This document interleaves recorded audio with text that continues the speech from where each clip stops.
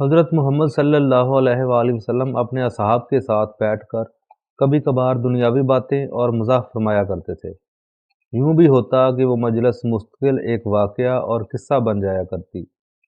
ایک مرتبہ نبی کریم صلی اللہ علیہ وآلہ وسلم اپنے رفقا سیدنا ابو بکر صدیق رضی اللہ تعالیٰ عنہ، حضرت عمر فاروق رضی اللہ تعالیٰ عنہ اور حضرت عثمان رضی اللہ تعالیٰ عنہ کی معیت میں حضرت علی رضی اللہ تعالیٰ عنہ کے گھر تشریف لے گئے۔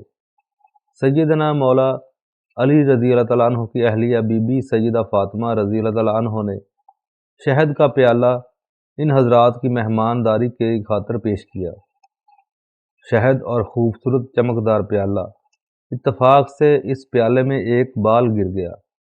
آپ صلی اللہ علیہ وآلہ وسلم نے وہ پیالہ خلفائے راشدین کے سامنے رکھا اور فرمایا، آپ میں سے ہر ایک اس پیالے کے متعلق اپنی رائے پیش کرے۔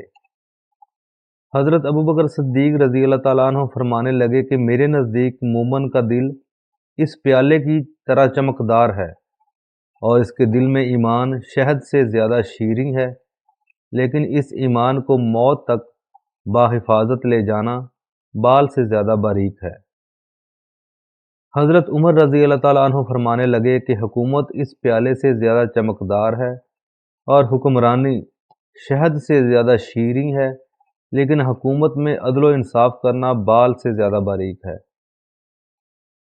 حضرت عثمان رضی اللہ تعالیٰ عنہ فرمانے لگے کہ میرے نزدیک علم دین اس پیالے سے زیادہ چمکدار ہے، اور علم دین سیکھنا شہد سے زیادہ میٹھا ہے، لیکن اس پر عمل کرنا بال سے زیادہ باریک ہے۔ حضرت علی رضی اللہ تعالیٰ عنہ نے فرمایا، میرے نزدیک مہمان اس پیالے سے زیادہ چمکدار ہے، اور اس کی مہمان نوازی شہد سے زیادہ شیریں ہے، اور ان کو خوش کرنا بال سے زیادہ باریک ہے۔ سیدہ فاطمہ رضی اللہ تعالیٰ عنہ فرمانے لگیں کہ یا رسول اللہ صلی اللہ علیہ وآلہ وسلم، اگر اجازت ہو تو میں بھی کچھ عرض کروں۔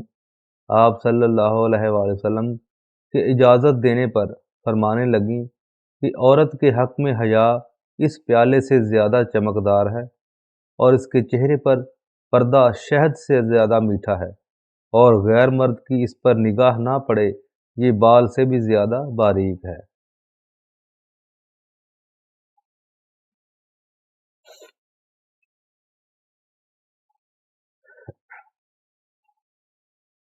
کیا خوب ہی محفل تھی۔ جب خلفائے راشدین اپنی رائے کا اظہار کر چکے تو آپ صلی اللہ علیہ وآلہ وسلم کی طرف متوجہ ہوئے۔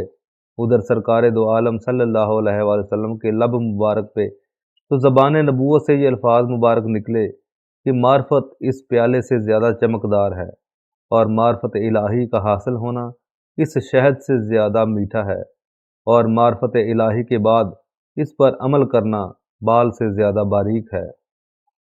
زمین پر یہ مبارک محفل سجی تھی، ادھر رب ذوالجلال سے جبرائیل علیہ السلام بھی اجازت لے کر آ پہنچے اور فرمانے لگے کہ میرے نزدیک راہ خدا اس چمکدار پیالے سے زیادہ روشن ہے، اور اللہ کی راہ میں خرچ کرنا اور اپنا مال و اپنی جان قربان کرنا شہد سے زیادہ شیریں، اور اس پر استقامت بال سے زیادہ باریک ہے۔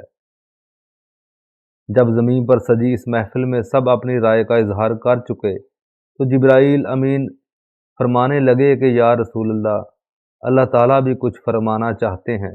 فرمایا کہ جنت اس پیالے سے زیادہ چمکدار ہے، اور جنت کی نعمتیں اس شہد سے زیادہ شیریں ہیں، لیکن جنت تک پہنچنے کے لیے پل صراط سے گزرنا بال سے زیادہ باریک ہے۔ بلا شبہ یہ مجلس بھی مبارک اور ہر ایک کی گفتگو بھی مبارک۔ اس مجلس میں جہاں آقا نامدار صلی اللہ علیہ وآلہ وسلم تھے، وہیں صحابہ بھی تھے۔ آپ کی یہ مجلس اور اس میں ہونے والی گفتگو ہم سب کے لیے مشعل راہ ہے۔